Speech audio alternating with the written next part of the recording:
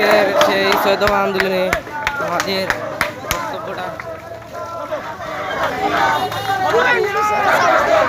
আজকের মিছিল হচ্ছে শেখ বাংলাদেশ প্রধানমন্ত্রী শেখ হাসিনা প্রত্যাগ করতে হবে।